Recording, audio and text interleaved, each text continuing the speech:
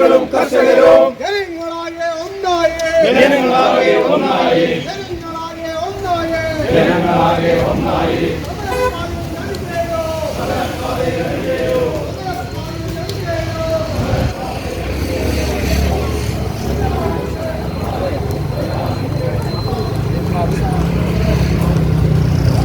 ഉത്തരേന്ത്യൻ തൊഴിലാളികളുടെ പ്രക്ഷോഭത്തിന് ഐക്യദാർഢ്യം പ്രകടിപ്പിച്ച് നടക്കുന്ന രാജ്യവ്യാപക പ്രതിഷേധ ദിനത്തിന്റെ ഭാഗമായി CITU-വിന്റെ നേതൃത്വത്തിൽ വളക്കയിൽ നടന്ന പ്രതിഷേധ കൂട്ടായ്മ CITU Sreekandapuram area secretary P Madhavan ഉദ്ഘാടനം ചെയ്തു.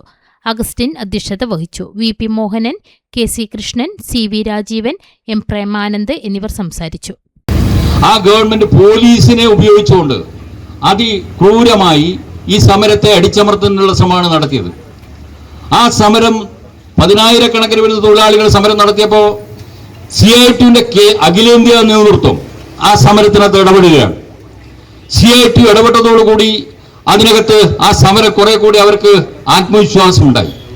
തൊഴിലാളികൾ നടത്തുന്ന സമരത്തിന്റെ ഭാഗം, അതിനകത്ത് നേതൃത്വത്തിന്റെ ഭാഗമായിട്ട് ഇടപെടൽ, ഇതെല്ലാം കൂടെ വന്നപ്പോൾ തൊഴിലാളികളെ കൂടുതൽ ജയിലിലേക്കും വീട്ടു തടങ്കലിലേക്കും വെക്കുന്ന സാഹചര്യം ഉണ്ടായി. അപ്പോഴാണ് നേതൃത്വം ഇടപെടുന്നത്.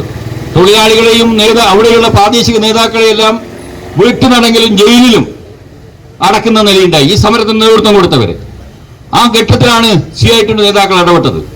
അതോടൊപ്പം തന്നെ പൊതുജനാധിപത്യ പ്രസ്ഥാനത്തിന്റെ ഭാഗമായിട്ട് CPM-ന്റെ അഖിലേന്ത്യാ സെക്രട്ടറിയും രാജ്യസഭാ മെമ്പർമാരായിട്ടുള്ള ജോൺ ബിട്ടാസ്, ശിവദാസൻ, A. റഹീം തുടങ്ങിയ ജനപ്രതിനിധികളും ഉൾപ്പെടെ ആ സമരകേന്ദ്രത്തിലേക്ക് പോകുന്ന സാഹചര്യം നമ്മളെല്ലാം മനസ്സിലാക്കിയിട്ടുള്ള ആളുകളാണ്.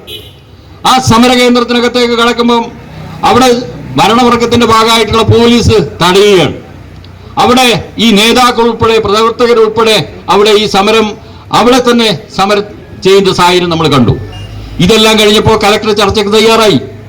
ആ ചർച്ച തയ്യാറായെങ്കിലും പൂർണ്ണതയിലെത്തിയിട്ടില്ല. ഇപ്പോഴും തുടരുകയാണ് സമരം.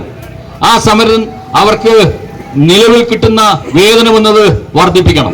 അതിനകത്ത് ഡിമാൻഡ് അതാണ്.